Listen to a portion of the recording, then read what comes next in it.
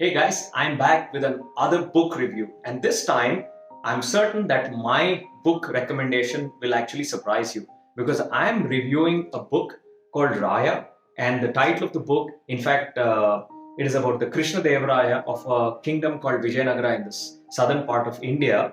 And if you see here, it says the epic true story of South India's greatest king. Now, I am usually interested in economics and entrepreneurship and business. I also have a great interest in politics. But why am I reviewing this book? In case you're wondering, I'm always looking for lessons on economics, strategy, leadership, politics, and tactics. And therefore, I look in fields very wide and varied. If you saw my, or rather heard my previous book review, which was about borrowing brilliance, and you read the book, you will recognize that one of the places you should look for inspiration and ideas should be so far away from your primary field that it ignites a new spark.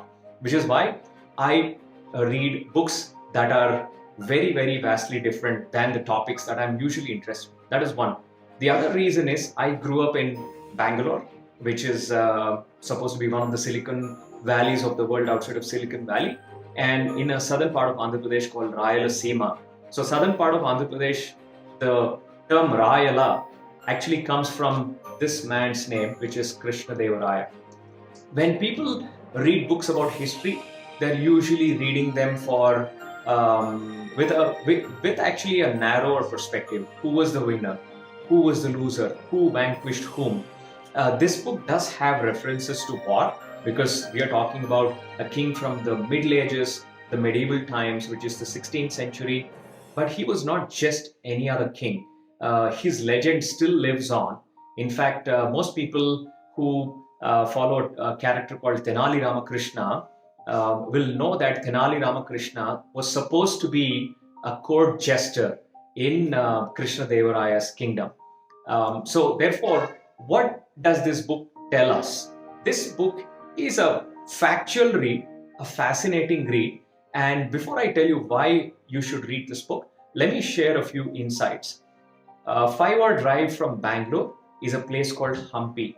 Today, Hampi houses the ruins of what used to be the capital of this king's kingdom, which was Vijayanagara.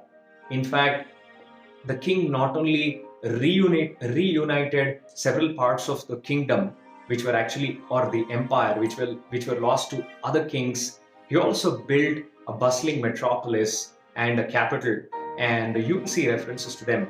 And here, I want to quote a passage for you written by the king himself, and it goes like this. The root purpose of an expansive empire is the acquisition of wealth. But no matter how big your empire is, build tanks and canals for the benefit of farmers, ease taxes and grain revenues. Be strong, and both Artha and Dharma will grow. And here I want to emphasize the first statement. The root purpose of an expansive empire is the acquisition of wealth. This statement is of infinite importance and value to us because in modern day India, somehow wealth has become a bad word. Wealth acquisition has become a bad pursuit, and we are wallowing in so much of wrong theory. So that is one of the reasons we should go back and read some of these books. And today Vijayanagara is a ghostly town. There is nobody that inhabits that, but it is a sort of a poor shadow of its past. What led to its downfall? And here we should contrast that with other kingdoms in Europe, other kingdoms elsewhere across the world that continue to thrive. Italian kingdoms in Austria, kingdoms in England. For those of you who watch The Crown on Netflix in a very fascinated manner, I have to tell you that the dramatics in this book far outstrip the dramatics that you watch in The Crown, because it's a lot about it is a lot more than palace intrigue. It's about great wars. It's about great warriors. So therefore, what fascinates me is how do those kingdoms survive, but these do not? And herein, we see some insights into that. That insight is that kings of that time were all about themselves. It was about them leading their kingdom to victory. You will understand the massiveness of this place and the kind of infrastructure they created. So when I read books to understand the philosophy of the king, the economic philosophy and approach of the king. What did he do? How did he build? Why did he build? So this book actually answers all of those questions. Well, I did know quite a bit about it because, like I said, he's a legend. Around the people that I grew up with, around the place I grew up with, there are a lot of stories that are orally passed on. The king and his kingdom traded with Western powers. So the Portuguese, in fact, the most vivid account of the Krishna Deva Raya's reign and Vijayanagara Empire is left by a Portuguese traveler called Domingo Paes. In fact, his words live on.